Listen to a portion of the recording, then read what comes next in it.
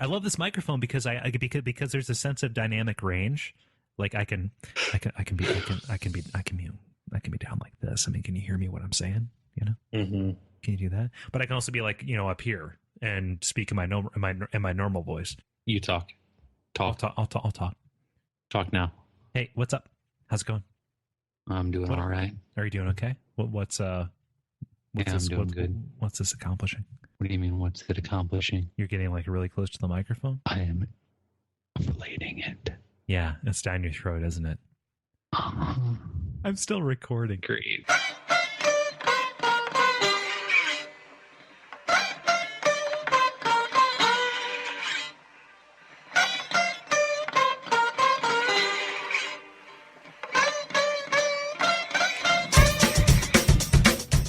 Those Damn Ross Kids, a conversation between brothers, featuring Chris and Kole Ross. Hey Chris, what episode is this? Episode 26 of Those Damn Ross Kids. Thank you so much. I'm Chris, and you are? And I'm Kole. I'm Kole. We're both those Damn Ross Kids, and that's the end of the episode. Thanks. Goodbye. See ya. See ya. See you around. See ya. No, wait, no, that's not the end of the podcast. Thought we'd do a little bit of housekeeping here at the start. We've had more people listening to the show recently, which is nice, and more people being kind enough to offer feedback. And some of the feedback that's been offered is, why is the show an hour long? Now, we started at a half an hour, but I think we got more confident and we're doing hour long shows now. And I feel that it's pretty consistent. How about you, Chris? No, I think we're in a good sweet spot with the hour. I think the people just need to, realize that it doesn't take dedicated listening. It doesn't. No, actually, No. We prefer if you didn't pay an awful lot of attention to us. Yeah, and then you could listen to it again and again. Just keep on re-downloading. There's those just files. always something new. And you can go out, maybe grab yourself like a $10 pack of earbuds or something, and just put one in, and then I don't know, go back and put your car in park or feed your kid because it's screaming. Yeah, feed your kid. What are you doing listening to podcasts when your kid is so hungry? Mm-hmm. So just like a Happy Meal. I mean, it's not great, but I don't think it's too much to ask. Yeah, Is it still breastfeeding if you put the Happy Meal on a breast? If you just kind of like smush it up on there? Yeah, if you just, you just put one patty on the nipple. Just a little trail of ketchup over to the other one. Little bit of sweet and sour sauce nestled in the cleavage. Yeah, just a little treasure map, and the pathways are drawn with ketchup and mustard, and you'd be very, very surprised where you find the pickle. Is mommy feeding the kid or me? Oh dear God, I hope both. Jesus Christ.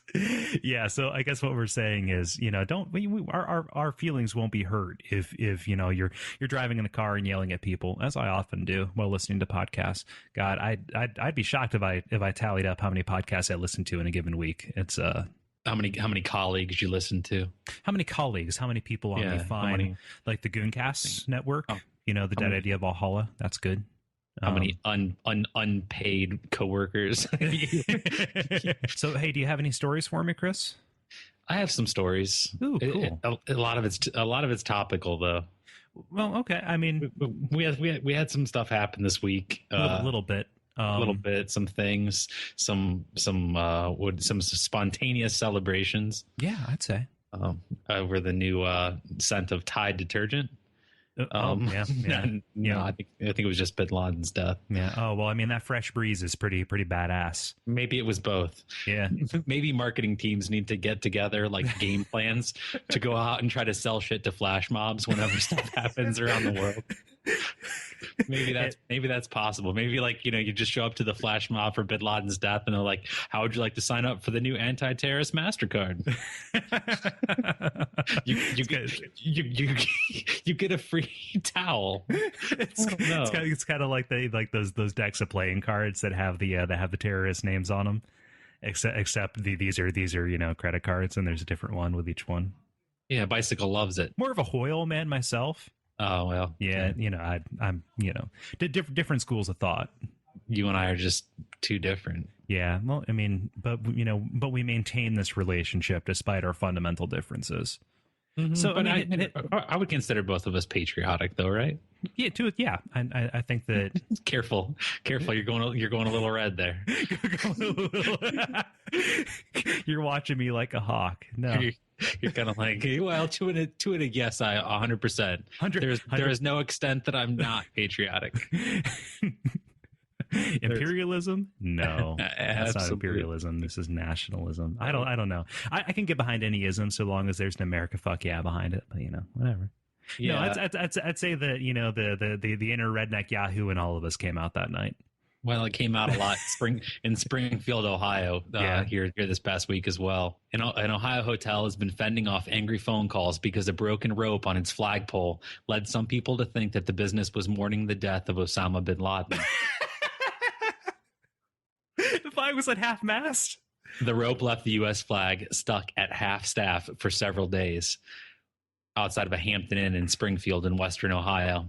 The assistant general manager says that phone calls poured in from people assuming the management supported bin Laden. One man even threatened to cut down the flagpole.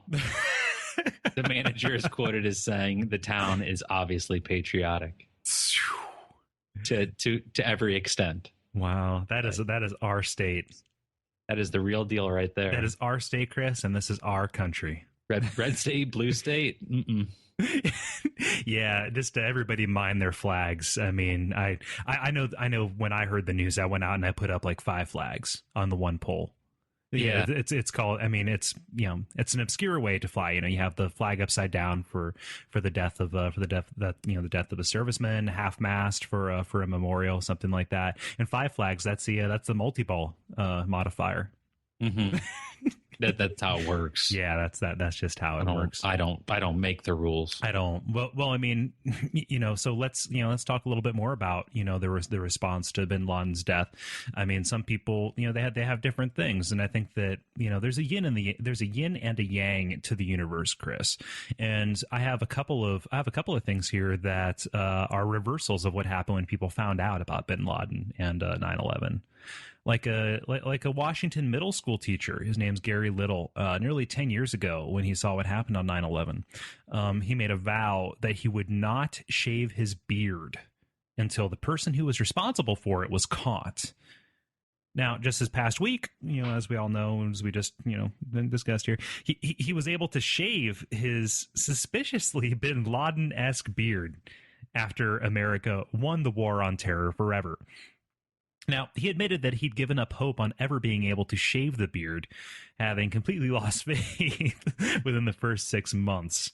In fact, the beard itself even started as an accident, as the result of being glued to the TV coverage for days and days on end. But it's become a consistent reminder, it had become a consistent reminder, that bin Laden needed to be stopped. And it was a constant reminder of the death and destruction of that fateful day. Now, I have to admire his dedication, his I would even call it integrity. But Chris, a beard should not be grown out of hate. It should be grown out of either love or apathy, much like mine are. Why can't you grow a pube beard? Me? No, I can. I can. You can. What do you mean? I mean, how could somebody grow a beard like that? And then why do I never have to trim my pubes? Why is that? You can grow a beard that goes all the way to the ground. You can, I suppose you can braid your pubic hair too. But I guess I don't know. You can do Gimli pubes. Jeez. But that's right, isn't it? Like I'm gonna dread my pubes. Oh God! Oh my God! Rasta dick. But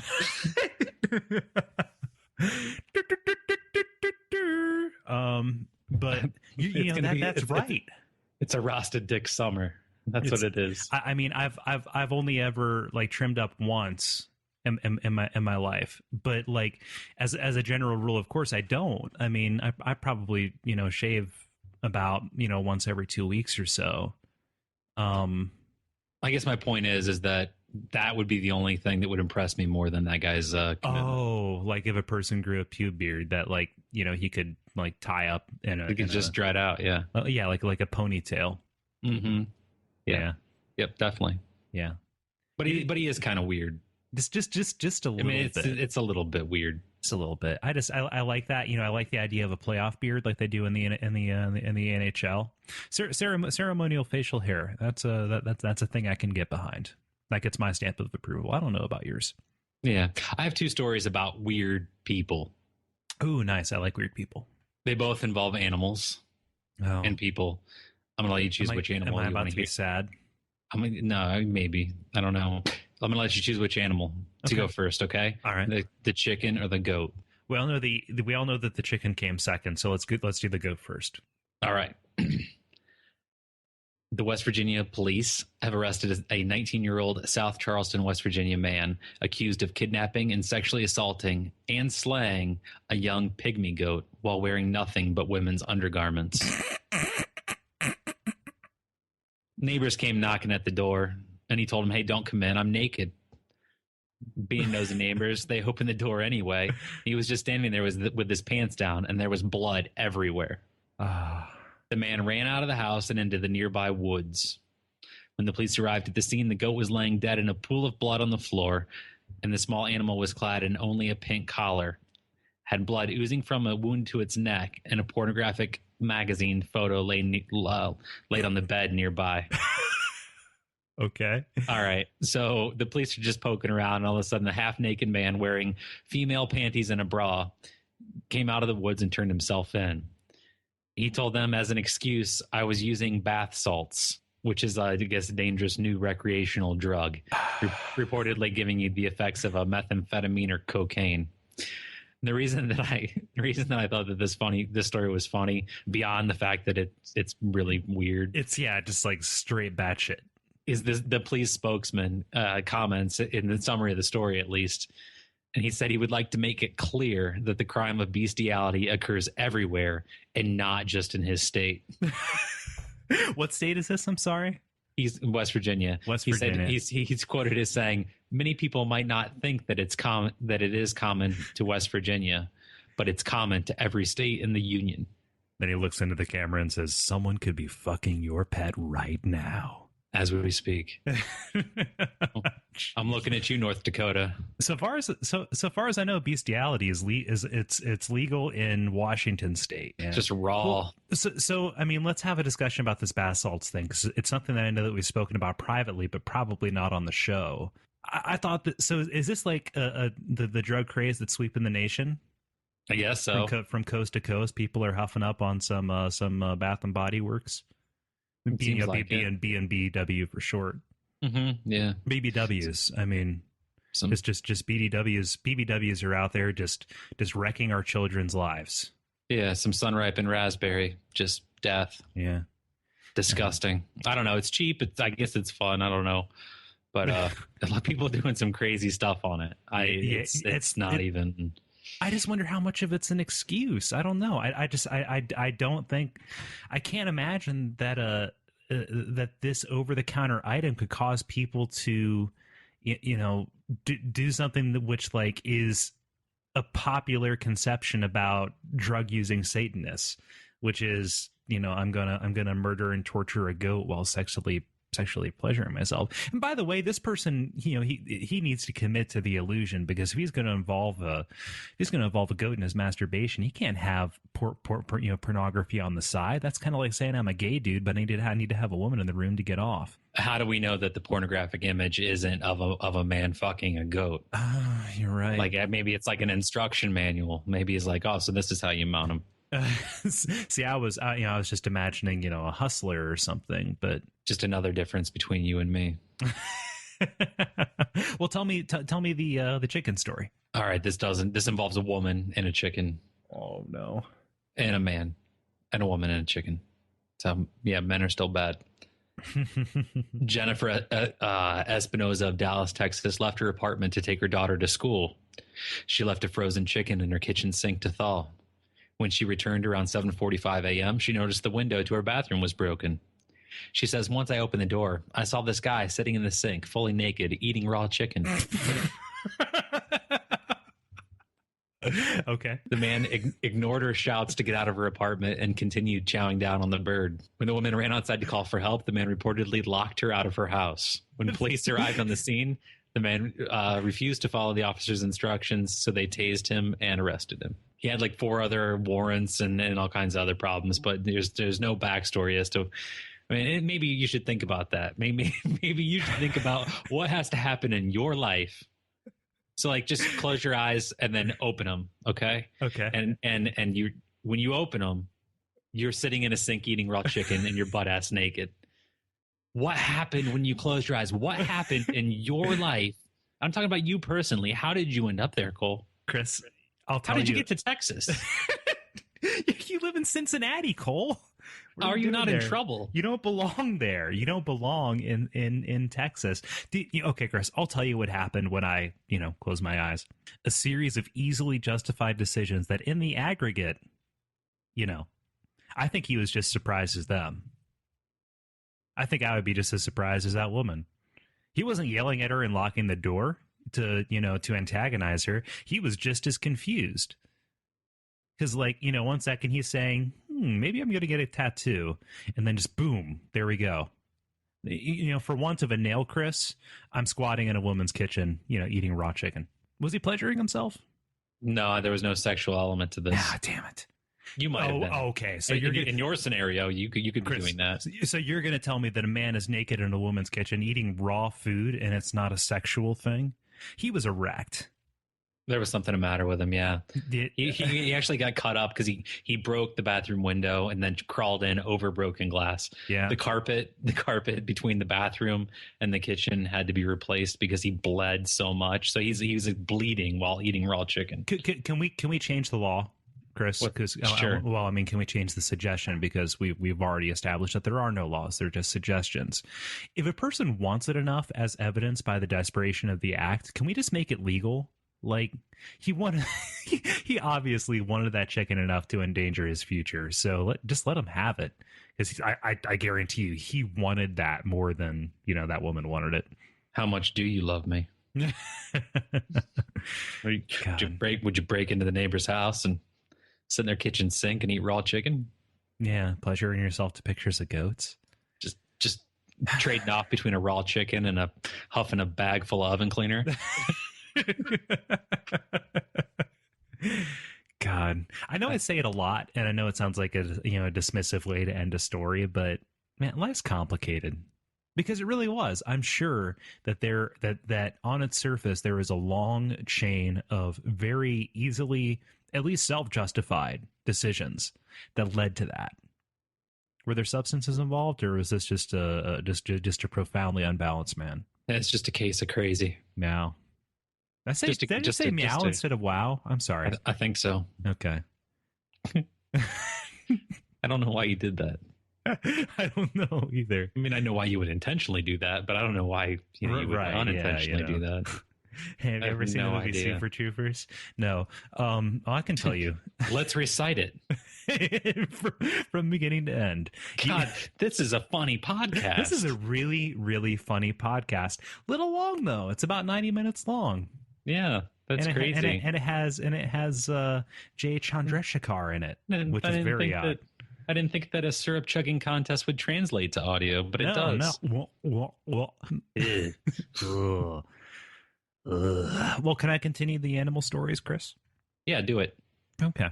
Well, I'm gonna set the scene here. An Atlanta man is leaving a coffee shop with his buddies. I assume that they were, he says they were there working, so let's presume they were working on a screenplay or something. And then the man comes back into the coffee shop where his friend is in horror, and he says, "There are frogs in my car." Now, the friend, later talking to the press, and I assume to the authorities, says, "My initial reaction was, oh, okay, there's going to be some kind of small frog in there." But I get to the car, and there are the biggest bullfrogs I've ever seen in my life, just laying there, motionless, 3 of them, stacked on top of each other. Now, the frogs were laying in the convertible car and appeared to be beaten and bloody. It's not believed that the victim was targeted in any way, and that it was a random prank, yet still, the man has more questions than answers. Who goes around carrying a large, freshly beaten bullfrog just around this town? let alone 3 of them. Where did they come from? And who does that to a frog? Now, Chris, this made it sound like random, violence, nonsensical stuff. But do you want to know what it sounds like to me? What does it sound like, Kole? The biblical end of the world. Only 3 of them. Come on. Come on, but okay. Jesus has been saving energy for 2,000 years. He's going to come on with an apocalypse that's going to be thousands, millions of frogs, not Chris, 3. I just think this is a prelude, okay? Because, before the dam breaks, what happens? Foreshadowing. Cup.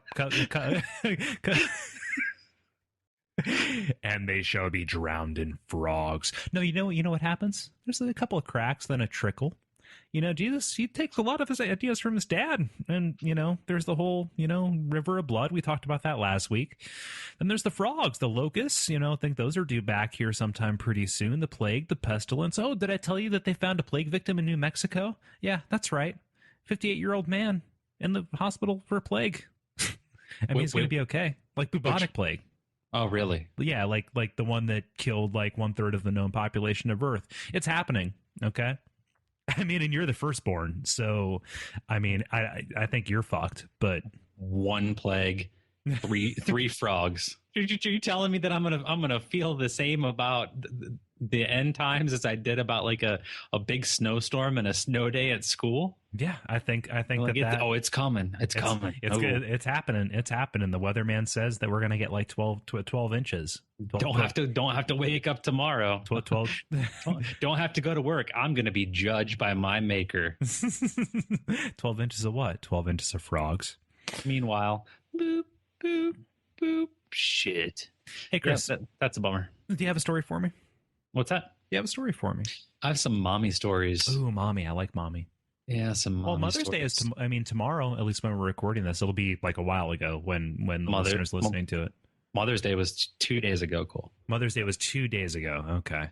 I had a listener ask me, do we think that Mother's Day is a legitimate holiday, or should we call it thank God I didn't have an unwanted pregnancy this year day? I think that it could be both. Yeah. Thank God I'm not a mom day. Congratulations on your amazing promiscuity. I don't know. You shut your whore mouth about Sasha. Yes. Okay. Go ahead. Do that now. we got a couple different faces of moms here. Ooh. All right. We have a mother whose 8-year-old daughter brought marijuana to school, prompting an investigation by the sheriff's office and the Department of Children's Services. The girl took what was described as a small amount of marijuana from her jacket and gave it to her teacher and said, "This is some of my mom's weed. It's what mommy puts in blunts. She probably shouldn't get a card." More than likely not. Hey, Chris, will I be crucified if I say that I'm okay with really like little kids, like not little kids, like toddlers or whatever? That's bad. But like if kids about, I'd say like 8 to 11 years old, just like give them weed and let them smoke it. I do believe that that's probably not correct. That's not a good thing. Here's my reasoning, right? There are very few things that I did when I was 7 to 11 years old that I'm really, still enthusiastic about. And in fact, I stopped doing those things because like, oh, that's little kid stuff. If we properly cast marijuana use as little kid stuff, to be relegated along with Power Rangers and Pokemon, ignoring the Pokemon games on my show, both of which are more fun on weed. True dat. But I'm just saying, like, wouldn't it be great if like there were 13-year-olds the year round, like, smoke weed and watch Yo Gabba Gabba burn? That's how you do that. I think that would be an effective policy. Just say no. Don't just say no. Just say, my little brother does that. I don't know. You're never going to be right about anything. No, you're never going to, be right about drugs. No matter how correct you live your life, no matter what, right, true, good decisions you make, you're never going to, please everybody. And the results aren't always going to be good. Right. And I think that that's probably part of being a parent, and it's part of being a mother. And I have an example of a mom who did all the right stuff. Okay. She raised this girl, her daughter, who was the member of a exclusive high school's model United Nations team that had placed third at a Harvard competition. Her daughter had a ninth place finish in the 2009 Komen Race for the Cure in fundraising, and she had gained the acceptance into several Ivy League schools on scholarship. Wow. Yeah. I sense another shoe in this. And before she had the chance to do that, after her mom had raised her up and given her all those opportunities, the one thing her mom wouldn't give her was a car. So the daughter decided that she was going to pistol whip her mom and then at gunpoint force her to buy her a car. Huh. Yeah, there's another, you got to go, there's a lot of ways to get that done. Yeah. But I guess the point of the matter is she raised her right. Yeah. You're not going to put that roadblock in front of me. You know what? If I want it, I'm going to take it. Bitch, I will pistol whip you. Wow. Yep. I think that the pistol whip is it's an unsung implement in our lives. I think it's I have to respect her willingness to pistol whip her mom. Mm-hmm. Yeah, she did that. That's a thing that she did. She tore it up. She set her mind to it. She accomplished it. Seriously, who like this man? That's she cruel. did that. That's the thing. Yeah, but no matter what, as a parent and especially as a mother, you are going to be a hypocrite. Oh, most certainly. And that can be evidenced in the story of Deborah Oberlin, 48-year-old woman who served as a chapter president for the Mothers Against Drunk Driving. Oh no! She was arrested for drunk driving. Oh, man. She registered in her breath alcohol test a .239. You really have to try to do that. Yeah, that's like triple the amount. Yeah. So hey Chris, can I give you one more? What, mommy? Well, no, not one more, mommy. But I mean, since we're talking about blood alcohol levels. Okay. Well, I mean, for first off, I mean, the second that you say Mothers Against Drunk Driving and hypocrisy, like you know that's going to happen. It's kind of like my firm belief that every Republican senator is out there diddling little boys, but it's true. But no, I'm gonna tell you something about blood alcohol levels, because you remember last week, we asked, or we postulated, like what's the drunkest that a person could be. And that was after, we told a story about a woman in Ohio whose blood alcohol level was twice the legal limit. Now, we thought that was pretty high. Turns out that's child play, because a 20-year-old woman in California beat that twice over. Actually, the police were monitoring a major thoroughfare for drunk drivers on Cinco de Mayo, which was this past Thursday.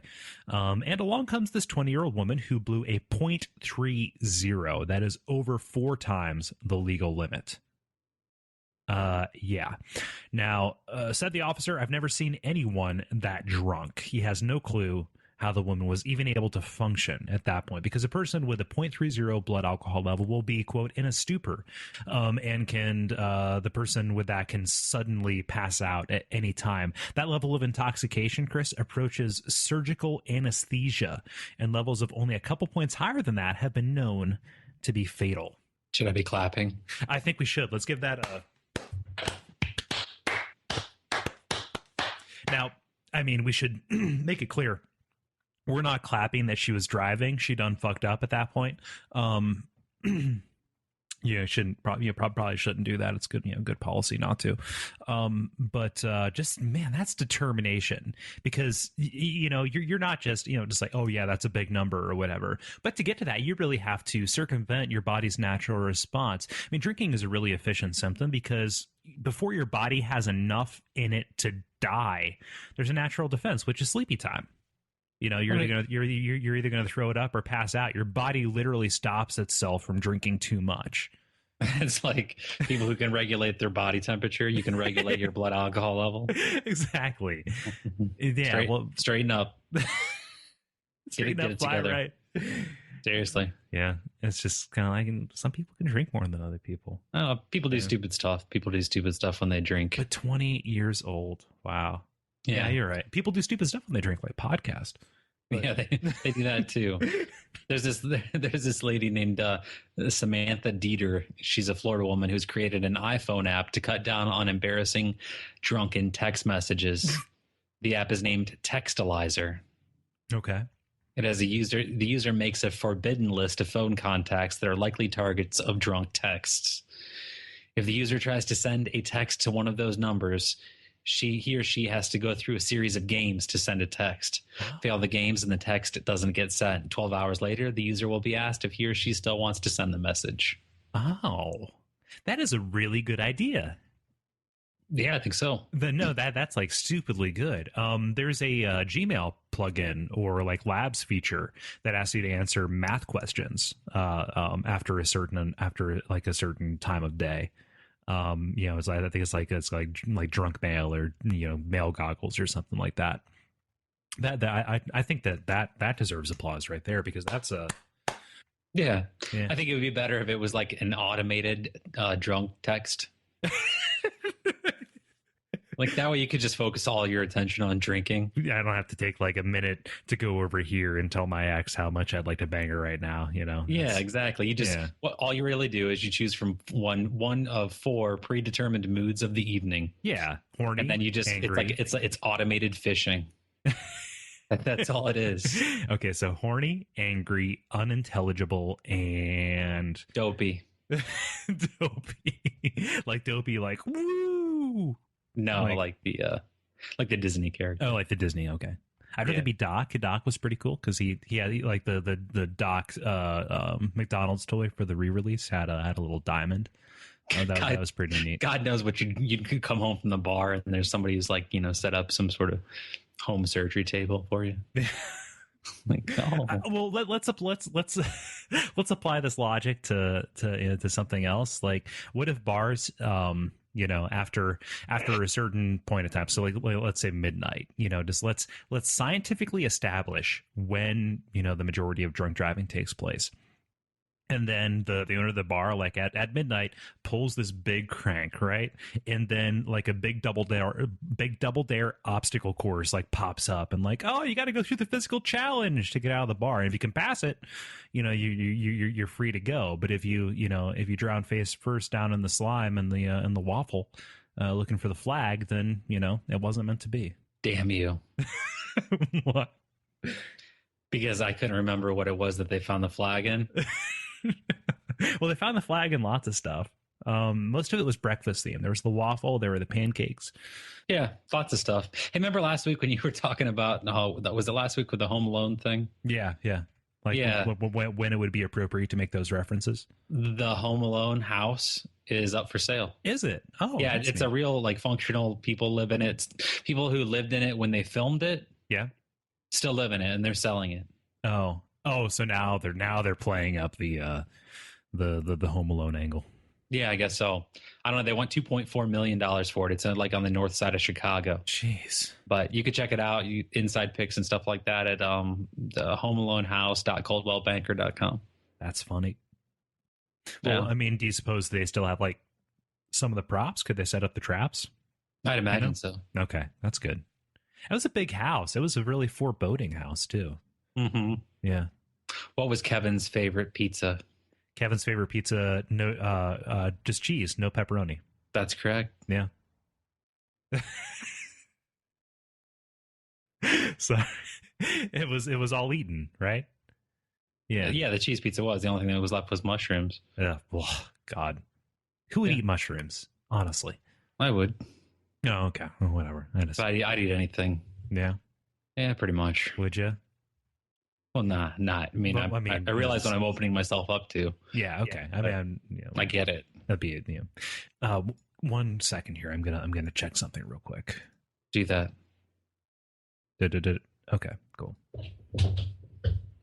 Okay, I'm back. I'll be a minute. Hang on. Okay. Cool. Take your time. Plan on it. It's like a performance of Stomp. Get the fuck out of here.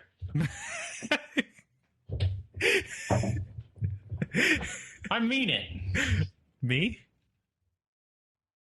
No, I don't want to buy meat off your truck. Oh God, was somebody swinging by to? Oh, maybe they're fans of the show. Well, why don't you just come on in then? Sure, I'd love to buy some of your meat. Hey, Chris, can you give me some flank steak? I didn't have my headphones in. Sorry. Oh, okay, sorry. Home invaders With presents. Oh, nice. Hey, Chris, you know that I'm a sexual futurist, right? Of course. Yeah, I think that sex isn't just for procreation; it can be recreational too. I think that as enlightened modern people, that's not an abhorrent position to take. But given my my desire for sex and technology and all of that, this kind of weirds me out. Can I tell you what weirds me out, Chris? I would love for you to. Okay. Now, Nobuhiro Takahashi is a Japanese graduate student at the University of Electrocommunications in, obviously, Japan. And he has invented a long-distance kissing machine, a kissing robot, if you will. Now, this device looks like a police breathalyzer with a protruding plastic tube or straw that moves around similarly to the way a tongue does. Now, the user... there are two of these, and they're plugged into a computer, and they can be networked too. The user puts his mouth on the tube and manipulates it with his tongue, transmitting the motion to another box some distance away over the internet. Now, the kissing information can be recorded too and saved for later, which leads its inventor to speculate that famous people could sell their kisses on the internet to the masses, imagining your Angelina Jolie's and your Jennifer Aniston's and your Justin Bieber's, people who are popular with both the boys and the ladies, to sell it that way. Yeah, that's weird. I don't imagine how many people would want to put their mouth on a little plastic straw. Something kind of seems to be lost in that, and so the creator thinks that too. Now, the device is only beginning because Takahashi states the elements of a kiss include the sense of taste, the manner of breathing, and the moistness of the tongue. If we can recreate all of those, I think it will be a really powerful device. He wants to remove the human component from this. You don't need somebody there. You don't forget it. Forget it. Just fuck this program. We do it anyway, even if somebody's involved. You ask for what you want, you download the program. Right, yeah. Yeah. You just say, hey, I'm looking for some 62-year-old tranny. I want some 62-year-old tranny who has recently eaten onion rings. Yeah. And to shotgun marijuana smoke into my ear. A gap-toothed, junk food eating tranny. Elderly tranny who will do illicit drugs into my orifices. Yeah. That's not too much to ask. Yeah. I'm not a fan of the slippery slope, Chris. I'm not. I think it's a logical fallacy in the majority of cases. But I think that if this goes too much further, we might be looking at some shit. Because it's the only treatment for adult onset ADD caused leukemia. Okay, that might be that might be of interest to me in the future. WebMD that's real. Is it? No. Okay. Is it? Seriously? Sure it is. Okay, yeah. Yep. Just let me believe that. Let me believe that in panic. Okay, you can do that. You want to live in that world? You're more than welcome to believe it. Okay, all right. No, but I'm just saying, like, kissing is one thing, but the second this becomes an internet blowjob machine, that that's not only a problem with productivity, that's also a problem with safety, because I don't want some kind of machine getting a little bit overzealous with my knob, with my bird. I don't want that to be the case. Because one person's we all have different limits. Just kind of like, if that programmer puts too much teeth on there, I might be minus a knob. I might be running around with a stump. Well, more stumpy than it is already. But I don't even know. To me, this is less like companionship and more novelty. Yeah, that's true. You know, because the guy's trying to make money. You can have a famous person kiss you, sort of. Well, like he states his purpose in this whole thing is being able to aid long distance relationships. I don't know. Whenever I hear about stuff like this, I always kind of like think back on that Dr. Scholl's in-store kind of like booth thing that they had like back in the 20s or 30s or whatever that radiated your feet to like tell you what which shoes to buy or what insole to buy or something like that. Like actual radiation.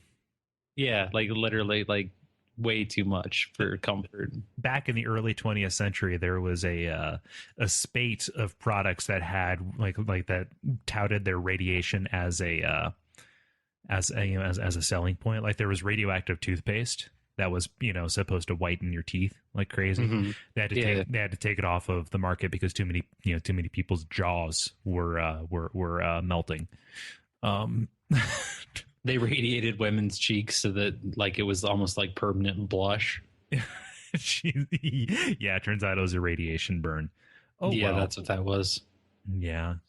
Mm-hmm. Oh well, we learn. It's just kind of like I'm waiting for the other shoe to drop on the cell phone thing. What do you mean? I just I don't believe it's going to be. In my heart of hearts, my rational mind thinks that the whole cell phones causing brain cancer thing is not real because, it's non-ionizing radiation and we get more radiation from the sun, and the people, in Denver, that high up and that close to the sun in the atmosphere, they get more radiation than most people do who work in nuclear power plants. I understand how radiation works, and I know that that's not what cell phones are going to do to us. At least I think I do. Anyway, but I'm just worried that there's some kind of unforeseen. Like we're all worried about that, but then like, oh, staring at these screens is going to make our eyes dry up and fall out like little frozen peas. I'm just waiting for that to happen. It's all going to kill you. Everything everything you love will turn on you and murder you. Yep. Man, it's exhausting. It's exhausting. What, being afraid of everything? Yeah. Well, can I tell you about a man who's afraid of nothing, Chris? Yeah, I read this, but go ahead. I don't think that you did because this is a local story. Okay. Okay. All right. This took place in Madisonville, Ohio, which is about 10 miles up the road from where I live right now. It's, just a little suburb of Cincinnati. This man, he caused a moving train to screech to a halt when he refused to step off the tracks. Now, the train came to a rest a miraculous 5 feet away from him. And then he proceeded to drop trow and moon the train and the conductor. When the conductor attempted to move forward and scare him off the tracks, which, I'd be scared. The man, do you know what he did, Chris? He refused to move and he proceeded to push back against the train. He was arrested, and actually he's been arrested for similar fearless acts that the articles refuse to say nearly 36 times before. I want to know what else he did. I want to know what else he did too. I looked so hard. It didn't give his name and it didn't say what else, but that's a man. That's a hero. Cause I admit I exist day to day with a great deal of fear, whether it's, anxiety, I think that fear is the human condition, whether it's, reptile brain survival or, and this is a man who's operating without it. Dr. Marvin, Dr. Leo Marvin. Oh God, what's the name of that movie? What about Bob? Gil. I love that movie. Oh man, yeah. I just no. The person you just described as yourself kind of made me think of that movie. Like, where's Richard Dreyfuss? Is he in town? No, I don't know. Where is Richard Dreyfuss? Indeed, he's a good actor. I like him. That was the first time that I really ever saw like puppet therapy. Yeah, yeah. Is that a thing still? I think so. Huh. People talk with puppets. Conky. I like the subtle under theme of Trailer Park Boys references that kind of pervades this entire show. But no, I mean, I'm just saying, it's less about the movies or less about the TV show, more about you see, like you and I had some sort of quarrel or argument, or there, I don't know, like you say you like wanted to talk to me about how, you having to watch porn while we fell asleep as a kid, like made you feel like you wanted to, just screw warm, moist rolls of toilet paper or something. I don't know.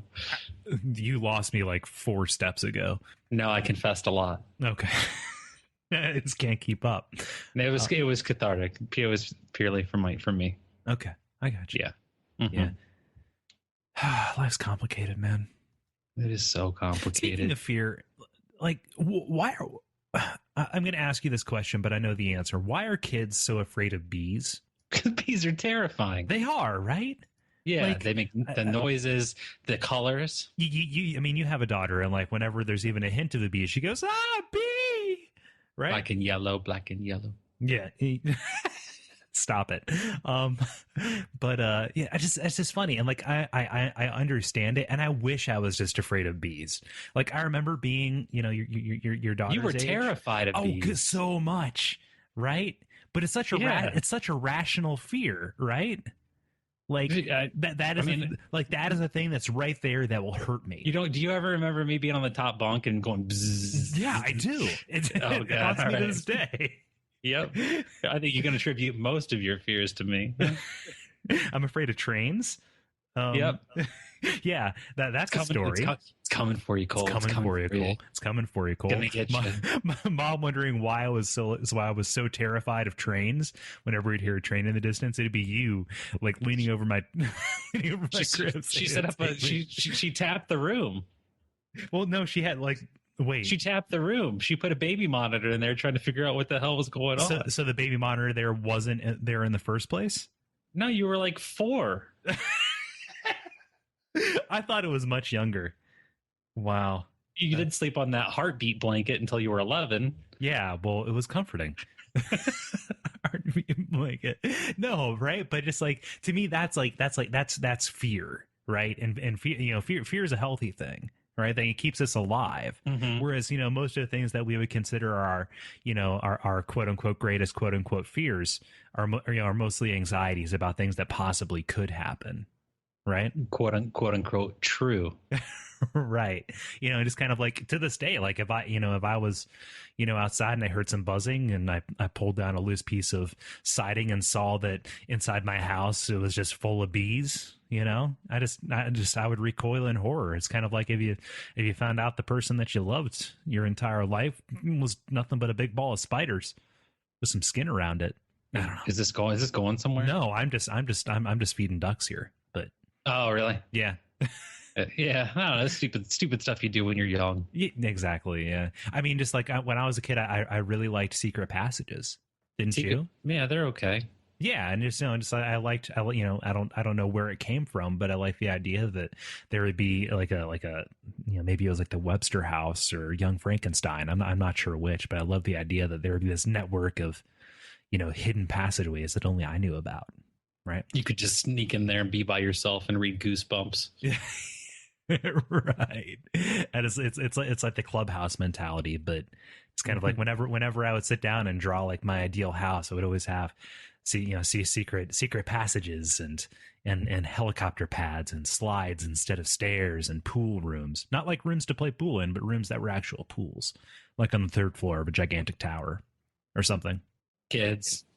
I'm not sure. Am I saying something that's like universal, or am I just being weird? No, I think you are. It's just different things. Like you designed your own little fortress of solitude with all kinds of nerderies. Yeah. And I designed forts. Yeah. From which to wage real war, not information war. Well, I mean, real war, that's getting outmoded. Information war is the thing of the future. Just look what's happening with the PlayStation Network. What do you mean? Oh, it got hacked and like a bunch of information came out and all that. Bummer. Yeah, it's a bad thing. Adults do stupid stuff too, though. They do. Tell like what? Yeah. I don't know, like a 51-year-old woman who tried to buy her 80-year-old dad a hooker over Easter weekend. According to the arrest affidavit, the 51-year-old named Pia Kirchberg offered an That's not a real name. Yeah, that's real. offered an undercover police officer $20 if she would have sex with her dad. Both Pia and her 80-year-old pops, Maurice, were charged with soliciting for prostitution. The police spokesman is quoted as saying, "Prostitution is illegal. It doesn't matter how old you are. Really? If we catch you trying to get a hooker, you're going to jail." I mean, can't we just throw this guy a boner? Right now. Just do that. I mean, it's creepy that the daughter's doing it, but maybe, maybe she just got tired of, maybe, I don't know. She didn't say sex. She didn't say just like sex. Here's $20. Just F my dad to death. Can you just F my dad until he dies? Back in my day, we'd get a rim job for a nickel. You still can. You just never asked. When I was in the war, I loved the Jap hookers. It's really kind of racist. They dress up like schoolgirls. I'd smoke cigars and degrade them. Get me a Japanese schoolgirl hooker because I'm old. Did you just like shift into fat bastard there for a minute? No. Oh, all right. Did you by any chance stab yourself in the thigh with a pencil? It's a difficult voice to do because I'm an old man. Professor Clump? It used to be that she would respect me for being this old. I lost it. I lost the voice. I think we're done. Dracula?